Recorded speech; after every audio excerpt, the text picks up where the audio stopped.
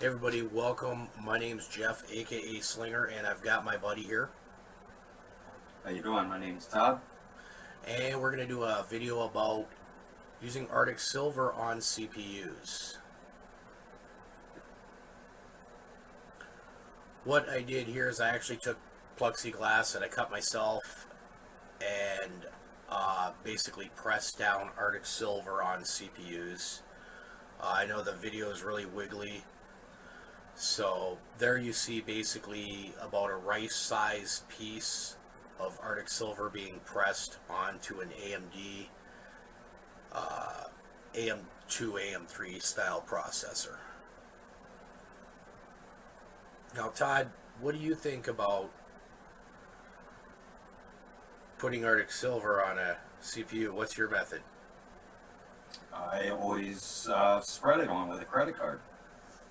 And just recently installed a new CPU water block, and according to XSPC, they as well say apply a thin layer of thermal paste to CPU's heat spreader.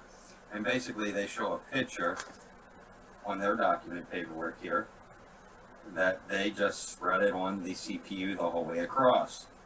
So I've done that as well in the past, and it has seemed to work by looking at what the pea-sized rice does. There's no air pockets.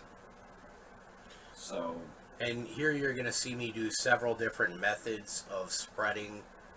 I will admit that I'm not a good credit card spreader, and you'll see that, or like a card spreader. I use a little piece of cardboard card. This here is bigger than a rice piece and kind of like a star. And yeah, the video is all over the place, folks. That I can't help. It's getting the camera that close to the PCB motherboard. It bounced around a lot. But you see here that it basically, they all kind of turn around but fill out differently. One thing I will say is that when I was pulling the plexiglass off of these, it was hard to get them off. And you see how much Arctic Silver actually is inside there still. So I wonder over a couple days if it would spread out further. due to the heat or Pressure over time. I'm not real sure how it'll set up over time. Arctic Silver says it needs 200 hours to set in its instructions, which is kind of crazy. But 200 hours, that's a good amount of time. Yeah, Yeah. it's well over a week, I think. Yeah. Yeah. Well, you figure most people work 40 to 50, maybe 60 hours if they work a lot.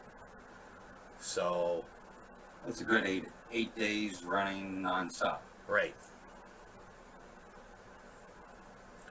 And here I'm going to do another method.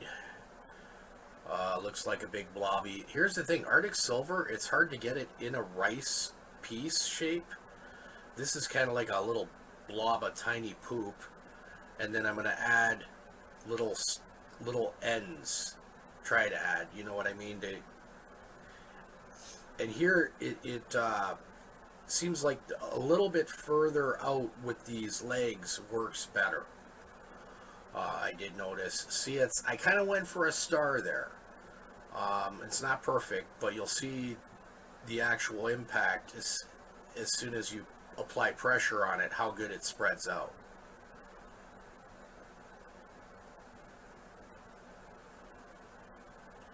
And that's, me pressing my hands down pretty hard. You get about, 80% of it on there. But I would figure over the next couple days, it might even go out a little further. Yes, with the heat. But there's absolutely no air pockets whatsoever on these. Now, with a small Intel chip, or the little chips that have, instead of a heat spreader on them, These are dirty. I haven't cleaned them up, but these are like P3, P5 mobile chips. See how they have that little, yeah, I haven't cleaned them up. They have the little dies. Yeah, they don't actually have the cap on them. Right. So for those, it'd even be less, I would think, a lot less you would use. That was a really good spread, by the way, that just finished there. I thought that one turned out really good. And that's probably the way I'm going to try to do my next CPU, is pretty much like that. Now, I will say I did try the credit card method or the card spread, and I'm probably sucking at it, so it's going to look bad. But I'm not good at it. And you're probably good at it, so what I want you to do is actually make a video of how you do it later. I'm sure it's a lot better than me. And It's never clean cut, but I figure, once it's pressed down, you should be alright. Really, you don't have to be edge to edge, though, when you think about it, because the CPU cap on there, it's just a cap. The whole inside is not, one solid cap to the whole board, as you saw on your mobile chip. It's just a tiny little square, and so the actual cap is not touching the whole way underneath. Right.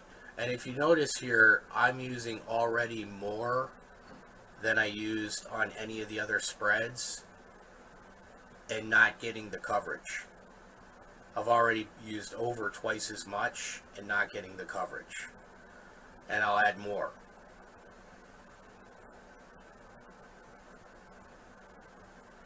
Because I am trying to do this good, even though I suck at it. It's not that I'm trying to like rip apart the credit card spread. I'm just not very good at it, but I'm trying to do a good job. And you'll see I get kind of a thorough, for the most part, coverage on it. Now, do you ever back cut on your credit card too to get some excess off, or just try to fit it out all the way? I just try to thin it out. I do add quite a bit of pressure when doing it, and I probably use a little bit more when I'm doing it than what I'm seeing here, but sometimes I add a little bit more in certain areas when I would do it that way. I will say the last time I put my board on, I basically did 2 pea-size straight up and down from one another. And then just set the block on and tightened it up. And I really haven't seen any difference.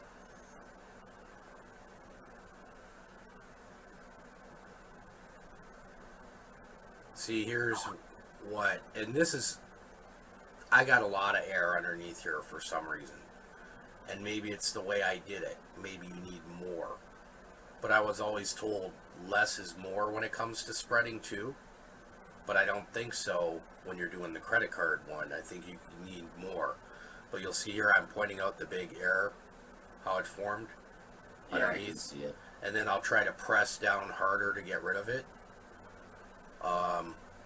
And I keep on pressing down, trying to get rid of it. But those are things you can't see with the processor on. Now, I'm sure a lot of people are looking at this and saying, yeah, Jeff, you don't know how to credit card spread. And that's cool. If you know how to credit card spread and you can do it without error, send us a video response. We'd love to see it.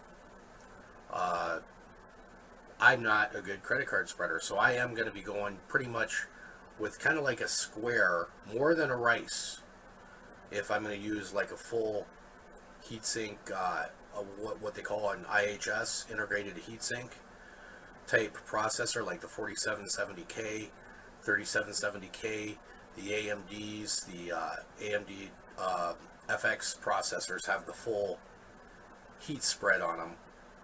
So this is probably going to be the useful method of learning how to spread your Arctic Silver or MX2 or whatever it is that you're using.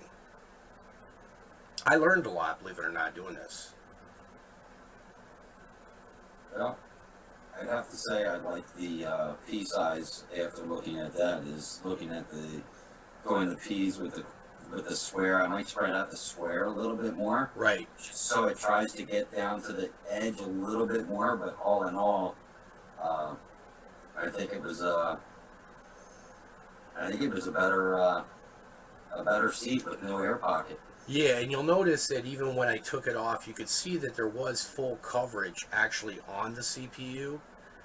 It's just that because of the way it's pressing, that air's got nowhere to go or nowhere to escape. So, and I think this, what is this? Oh, this is going back to the original original rice right now. So you'll see that again. And it seems like to me you could use more than a rice piece. You know, it seems like I get a better spread, more consistent, and further out than just that little rice piece wasn't enough. Yeah, yeah. But no air in the same aspect, zero air. You know what I mean? But then again, the whole integrated heat sink is not being affected. But people also argue that the die inside is the important part, and that's where it's important not to get the air and get the Arctic silver. Exactly. Right. It's where the die is touching the cap is where it is most important. Right. So I'm sure a lot of people have opinions on how to spread Arctic silver or MX2 or whatever it is, your Glad style heat compound. Give us your comments on how you do it and which way you think is the best, or if you have a little video showing the way you do it, and that it's probably a lot better than my credit card spread for sure. yeah, because either way you look at it, in the end, this is always going to be an argument. Exactly. Everybody's always going to argue, and this is my favorite spread right here, I think, with a kind of like a starish looking dabs going on, and you can't get it perfect. Even if you try, it clings on to the little syringe. Yeah, let's see. Oh, no, this isn't my favorite. This is my second favorite right here. But it works pretty good too. The other one actually works better next up. So, alright guys, that's our video for today on spreading your heatsink compound on your CPU. Let us know.